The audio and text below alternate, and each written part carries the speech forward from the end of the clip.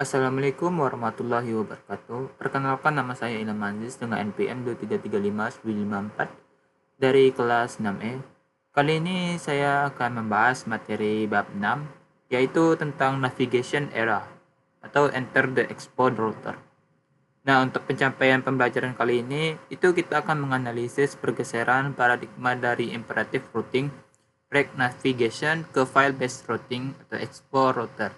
Lalu yang kedua, menguasai konsep navigasi linear menggunakan stack navigator dan manajemen memori tumpukan layar.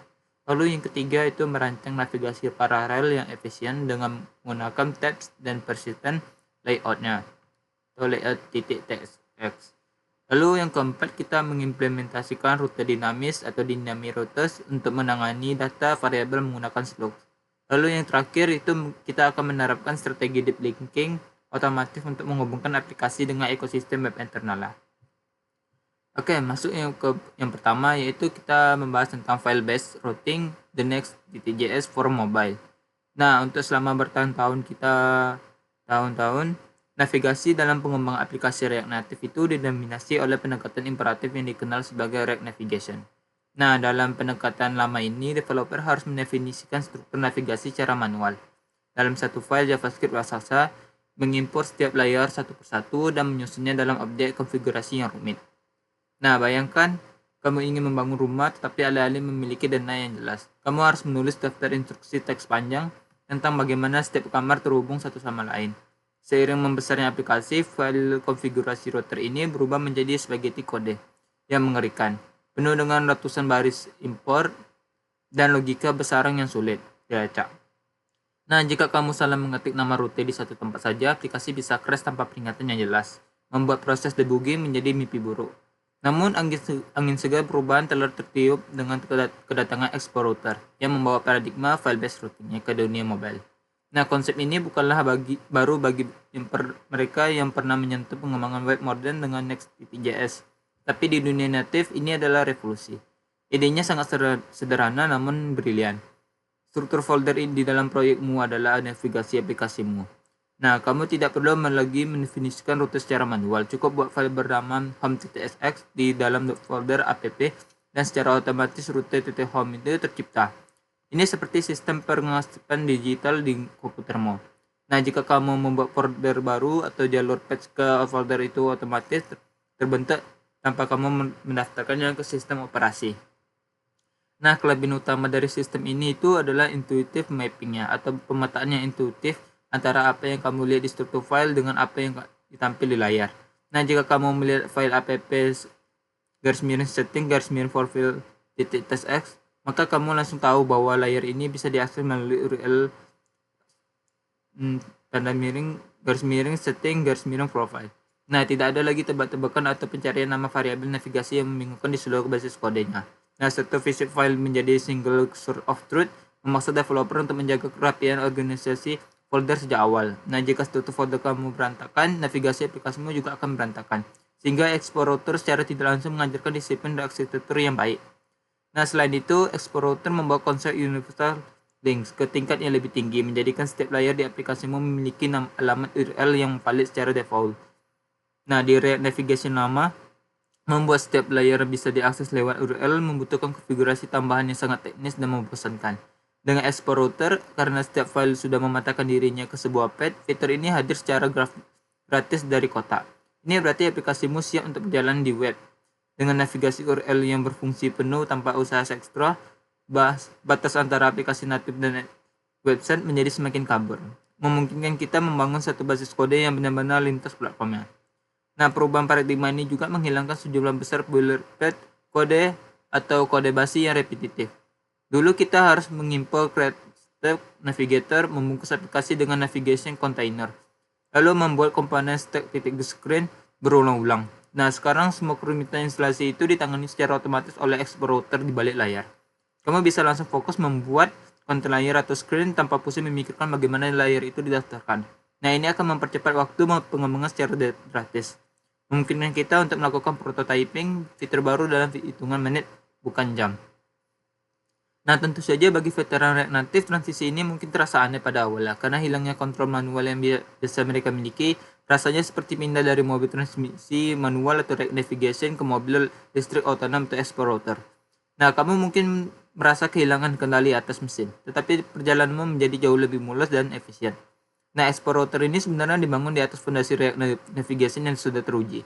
Nah, jika kita mendapatkan stabilitas mesin lama dengan antarmuka kemudi yang futuristik, dan di bab ini kita akan meninggalkan cara lama dan sepenuhnya merangkul masa depan navigasi yang tertutur dan deklaratif ini. Masuk yang kedua itu The Stack Navigator, History as a Card Deck. Konsep navigasi paling fundamental dalam aplikasi mobil adalah Stack Navigator, yang bekerja persis seperti tumpukan kartu remi di atas meja. Nah, ketika kamu membuka aplikasi dan menekan sebuah tombol untuk pindah ke layar baru tersebut tidak menggantikan layar lama, melainkan diletakkan di atas layar lama. Layar lama masih ada di sana, hidup di memori menunggu di bawah tumpukan untuk dipanggil kembali. Ini berbeda dengan navigasi web tradisional di mana halaman baru biasanya menggantikan halaman lama sepenuhnya. Mekanisme tumpukan ini memberikan pengalaman pengguna UX yang natural, di mana pengguna merasa masuk lebih dalam ke dalam aplikasi dan bisa kembali ke permukaan kapan saja. Nah, perilaku ini menciptakan apa yang kita sebut sebagai navigation history linear.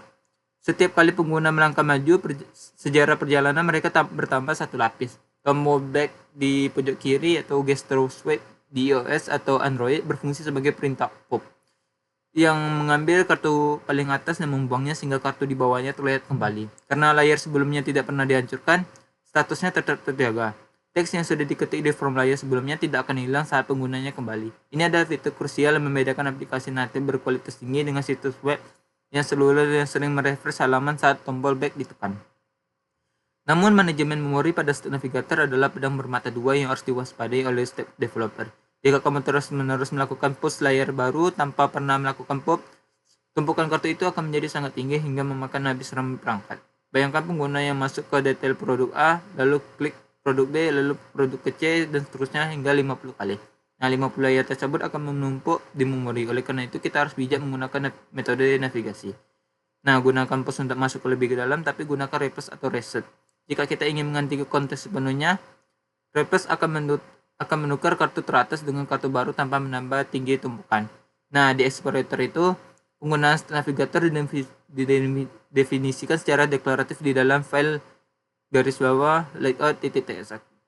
Alih-alih menulis komponen navigator yang rumit, kita cukup mengekspor komponen stack dan mendefinisikan opsi untuk setiap layar anak. Kita bisa mengatur judul header, warna tombol back, atau bahkan menyembunyikan header sepenuhnya hanya dengan beberapa baris kode konfigurasi. Nah, fleksibilitas ini memungkinkan kita mengontrol tampilan navigasi per layar dengan sangat presisi namun tetap terpusat. Nah, Explorer membaca file ini dan secara otomatis membungkus semua file di dalam folder tersebut dengan logika tumpukan yang benar. Nah, salah satu fitur visual yang paling memuaskan dari Navigator adalah transition animation bawaan yang halus. Di iOS, layar baru meluncur dari kanan ke kiri, sementara layar lama bergeser sedikit dengan efek parallax yang elegan. Di Android, transisi standar biasanya berupa efek fade dan scale dari bawah atau tengah. Animasi ini bukan sekedar hiasan, ia memberikan petunjuk spasial cue yang kepada otak. Penggunaan tentang di mana posisi mereka berada dalam hierarki aplikasi. Explorer mungkin kita menggunakan animasi natif ini tanpa konfigurasi apapun, membuat aplikasi terasa mahal dan terpoles dengan baik secara instan. Penting juga untuk memahami perbedaan antara model presentation dan card presentation dalam stack. Terkadang kita ingin layar baru muncul dari bawah ke atas, bukan dari samping. Ini biasanya digunakan untuk tugas-tugas singkat seperti formulir pengisian data atau konfirmasi yang harus diselesaikan pengguna sebelum kembali. Nah, di Explorer ini mengubah mode presentasi ini semudah menambahkan property presentation. Titik 2 model. Pada konfigurasi layar di garis bawah layout.ts, memahami kapan harus menggunakan push standar dan kapan harus menggunakan model adalah bagian penting dari desain interaksi mobil yang baik. Lanjut yang ketiga itu tabs dan layout parallel universe. Nah, jika Stack Navigator adalah tentang perjalanan linear maju dan mundur, maka Tab Navigator adalah tentang berpindah antar dua paralel yang setara. Bayangkan sebuah rumah dengan beberapa ruangan utama, itu ruang tamu, ruang dapur, dan kamar tidur. Kamu tidak masuk ke dapur dari ruang tamu dalam artian menumpuk ruangan. Sedangkan kamu berpindah lokasi. Dalam aplikasi ini biasanya direpresentasikan oleh menu bar di bagian bawah layar. Tab memungkinkan pengguna berpindah ke konteks utama dengan satu ketukan, tanpa kehilangan status di masing-masing tab tersebut. Jika kamu scroll jauh ke bawah di tab Home, lalu pindah ke tab Profile, dan kembali lagi ke Home, posisi scrollmu di Home harus tetap sama. Disinilah konsep presenten layout di Explorer menjadi sangat vital melalui file sakti bernama titik bawah layout.tsx. Nah, file ini bertindak sebagai bingkai foto yang tetap diam sementara foto isi dalamnya berganti-ganti. Ketika kita mendefinisikan navigasi di dalam Dirsmawa layout.tsx, komponen navigasi tersebut hanya dimuat satu kali saat aplikasi pertama kali dibuka. Saat pengguna berpindah antar tab, bagian footer dan header tidak akan dirender ulang. Hal ini sangat penting untuk performa dan pengalaman pengguna, karena kita tidak ingin menu bawah berkedip atau hilang sejenak setiap kali kita mengganti halaman. Layout yang persisten menciptakan ilusi kestabilan aplikasi yang kokoh. Nah, Explorer ini menyederhanakan pembuatan tabs ini dengan komponen tab yang bekerja mirip dengan stack di dalam garis bawah layout.tsx. Kita mendefinisikan setiap tab dengan komponen tab titik screen, memberikan nama rute ikan dan tab dan label. Hebatnya, Explorer secara otomatis memetakan nama file folder tersebut di slot tab yang tersedia. Jika kamu punya file index.tsx, explore.tsx, dan profile.tsx di folder tab, dan kamu mengkonfigurasi garis bawah layout.tsx di folder yang sama, Expo akan merakit sistem navigasi tab yang berfungsi penuh secara otomatis. Pengguna tanda kurung atau tabs ini pada nama folder disebut grup sintak, yang memberitahu router bahwa folder ini hanyalah bukan logis dan tidak mempengaruhi jalur URL. Nah, salah satu tantangan dalam navigasi tab adalah menangani nested navigation atau navigasi bersarang. Seringkali di dalam sebuah tab, kita ingin pengguna bisa menekan sebuah item dan masuk ke layar detail. Di sini terjadi pertemuan antara konsep tabs dan stack. Tabs adalah wadah utamanya, tapi di dalam setiap tab sebenarnya terdapat stack independen yang masing-masing. Explorer menangani kompleksitas ini dengan sangat elegan melalui struktur folder hierarkis. Kamu bisa memiliki folder home yang di dalamnya ada garis bawah TTS dan index.tsx. Lalu seluruh folder home itu menjadi salah satu anak dari navigasi tabs utama. Nah, struktur folder mencerminkan struktur navigasi tab, membungkus tab, stack, membungkus layar. Selain itu, layout persisten mungkin kita menempatkan elemen UI global yang harus selalu terlihat di atas semua halaman, seperti pemutar musik mini di Spotify, lalu notifikasi toast. Nah, dengan menempatkan komponen tersebut, garis bawah TTS utama di komponen itu akan melayang di atas seluruh aplikasi dan tidak akan terganggu saat navigasi berpindah. Ini adalah teknik arsitektural yang powerful untuk menjaga kontinuitas pengalaman pengguna. Kita tidak perlu meletakkan komponen pemutar musik di setiap halaman satu persatu. Cukup satu kali di layout induk dan ia akan di sana selamanya. Pemahaman tentang perbedaan filosofi antara tabs dan stack sangat krusial dalam merancang information arsitektur aplikasi. Jangan pernah meletakkan navigasi tab di dalam sebuah stack, karena itu akan membuat menu bawaan hilang saat pengguna masuk ke halaman detail, lalu muncul lagi secara aneh saat kembali. Aturan bakunya adalah tab biasanya menjadi level atas, dan setiap tab berisi stack masing-masing. Explorer memaksa kita untuk memikirkan hierarki ini dengan benar melalui struktur folder yang sangat ketat, mencegah kesalahan desain navigasi yang umum terjadi di masa lalu. Masuk yang keempat yaitu dynamic router dan slug atau the wheel card. Nah, dalam aplikasi nyata, kita jarang membuat halaman statis yang berdiri sendiri. Sebaliknya, kita membuat pola halaman yang diisi dengan data yang berbeda. Contohnya halaman profil pengguna. Tidak mungkin kita membuat file phishing untuk setiap juta pengguna. Seperti user garis 1 tsx, lalu user 2, dan seterusnya. Di sinilah dynamic routers masuk sebagai penyelamat. Mungkin kita membuat satu file cetakan yang bisa menangani berbagai variasi URL. Nah, di Explorer kita menggunakan tanda kurung siku pada nama file atau folder untuk menandakan bahwa bagian tersebut adalah parameter dinamis, sering disebut sebagai slug. Nah, jika kamu membawa file dengan nama id.tsx di dalam folder user, maka rute ini akan cocok dengan URL apapun yang memiliki pola user garis miring 123, garis miring user garis miring abc, atau user garis miring mambang. Lalu string 123 abc atau bambang ini tersebut akan ditangkap sebagai parameter bernama id. Konsep ini mirip dengan variabel dalam aljabar, di mana bisa berupa apa saja. Explorer secara cerdas memperoleh URL tersebut dengan menyediakan nilai parameter itu ke dalam komponen melalui hook khusus. Ini mengubah cara kita memandang file. File bukan lagi sekedar halaman statis, melainkan fungsi yang menerima input dari URL dan menghasilkan output tampilan yang sesuai. Nah, untuk mengakses nilai parameter dinamis ini, kita menggunakan hook user local search param. Hook ini mengembalikan sebuah objek yang berisi semua parameter yang ada di URL ini. Misalnya di dalam ID, kita bisa id.ts ini, kita bisa menulis konsep id user local search params yang jika pengguna membuka URL garis miring user garis 2, variabel id akan bernilai string 42. Kita kemungkinan bisa menggunakan id ini untuk memanggil API ke backend, mengambil data detail menggunakan nomor 42 dan menampilkan di layar. Proses ini terjadi sinkron dan instan pada saat komponen dimulai, menjadikan URL sebagai state global yang menggerakkan logikal aplikasi. Nah, selain parameter jauh seperti ID, Explorer juga menangani parameter query standar web seperti search, sepatu, search, sama dengan phrase. Hebatnya, user local search param menggabungkan kedua jenis parameter ini ke dalam satu objek yang mudah diakses. Ini berarti kita bisa membuat fitur pencarian atau fitur yang shareable. Jika pengguna memfilter daftar produk dan menyalin linknya ke teman tersebut akan melihat hasil filter yang sama persis karena status filter tersimpan di URL, bukan di variabel lokal memori HP. Ini adalah langkah besar menuju aplikasi mobile yang berperilaku transparan seperti web. Nah, Explorer ini juga mendukung konsep REST parameter dengan sintaks REST. Rute ini bersifat serakah dan akan menangkap semua segmen jalur URL yang tersisa. Ini sangat berguna untuk menangani struktur konten yang kedalamnya tidak diketahui, seperti navigasi folder file atau kategori produk yang bersarang. Nah, dengan REST parameters kita bisa menangkap array dan merender UI breadcrumb yang dinamis. Fitur ini memberikan fleksibilitas tanpa batas dalam merancang struktur URL yang kompleks namun tetap bersih. Nah, kekuatan terbesar dari sistem rute dinamis di Explorer adalah static typing.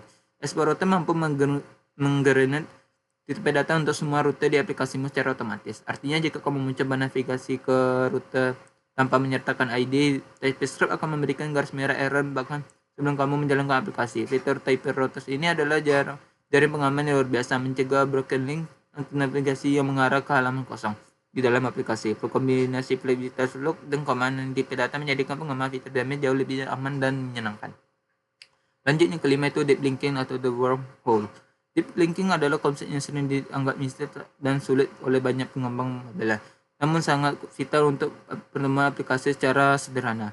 Nah, deep link ini adalah tautan URL yang ketika diklik di HP akan membuka aplikasimu dan langsung membawa ke halaman spesifik di dalamnya, melewati halaman depan. Bayangkan ini adalah lubang cacing atau wormhole yang memindahkan pengguna dari luar angkasa atau web ini langsung ke ruang tamu atau aplikasimu. Tanpa deep linking, tautan promosi yang kamu sebar hanya akan membuka halaman utama aplikasi, memaksa pengguna mencari produk promo itu sendiri secara manual. Sebagai gesekan atau friction UX yang membunuh konfigurasi penjualan. Nah, di era pra-Explorer ini, mengkonfigurasi deep linking membutuhkan pengaturan yang rumit di sisi natifnya, serta konfigurasi mapping manual di navigasi yang rentan kesalahan. Explorer mengubah permainan ini secara drastis karena ia bangun dengan prinsip URL first ya. Karena setiap file di Explorer sudah memiliki alamat URL secara alami.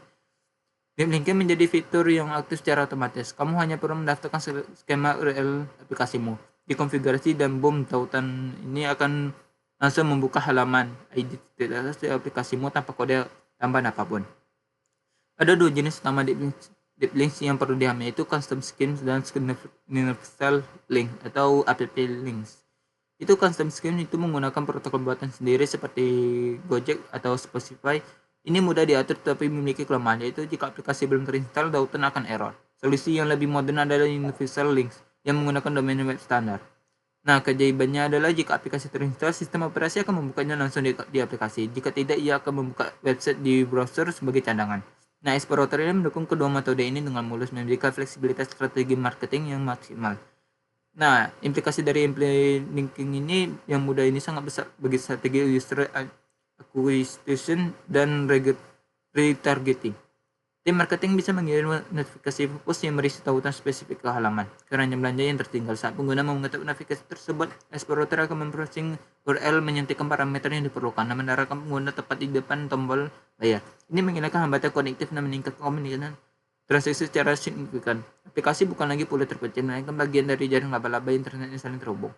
Nah, selain itu, deep linking memudahkan proses testing dan sharing antar tim developer. Kamu bisa berbagi URL spesifik dari halaman yang sedang kamu kerjakan pada rekan timmu atau QA. Mereka cukup klik link tersebut di simulator atau HP mereka dan aplikasi akan langsung melompat ke fitur yang sedang diuji. Tanpa perlu klik-klik manual dari halaman login di explorer, URL di browser simulator bahkan akan merubah secara real time saat kamu menavigasi ke dalam aplikasi dan memberikan umpan balik visual yang sangat membantu untuk memahami struktur navigasi yang sedang kamu berjalan. Sebagai penutup, Explorer menjadikan deep linking bukan lagi fitur tambahan yang mewah, melainkan standar dasar di masa depan. Aplikasi yang tidak mendukung navigasi berbasis URL akan dianggap rusak atau ketinggalan zaman. Nah, kemampuan untuk berpindah mulus antara web dan native adalah ekspektasi dasar pengguna Gen Z-nya.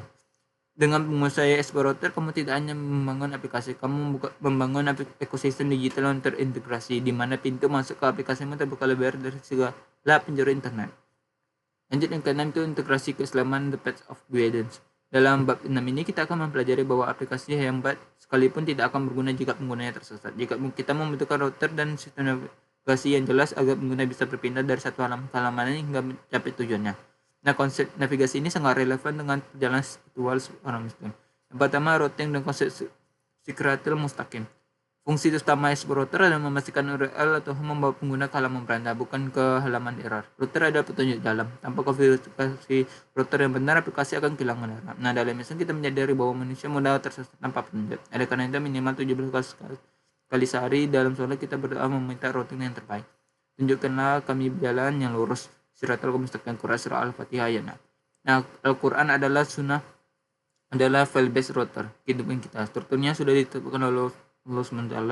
Selama kita mengikuti struktur folder yang benar, kita tidak akan tersesat ke halaman yang salah. Sebagai developer, pastikan navigasi aplikasimu memudahkan pengguna menemukan manfaat, bukan menyesatkan mereka ke fitur yang merugikan.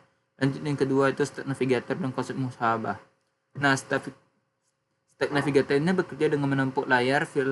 Fitur utamanya adalah tombol back yang memungkinkan pengguna menengok kembali ke layar sebelumnya. Ini mengajarkan kita bahwa dalam perjalanan maju ke depan, sekali-sekali kita perlu melihat ke belakang. Nah, dalam Islam melihat ke belakang untuk evaluasi disebut muhasabah. Hai orang-orang yang beriman, bertakwalah kepada Allah, hendaklah setiap diri memperhatikan apa yang telah berbuat untuk hari esoknya. Quran surah Al-As ayat 18. Nah, tombol back di aplikasi memberi kesempatan pengguna untuk memperbaiki import atau meninjau ulang pilihan. Demikian pula muhasabah adalah tempat kembali virtual kita untuk bertaubat dan memperbaiki kesalahan masa lalu sebelum kita di-push ke layar berikutnya yang tidak memiliki tombol kembali. Lanjut yang ketiga itu ada deep linking dan menyambung silaturahmi.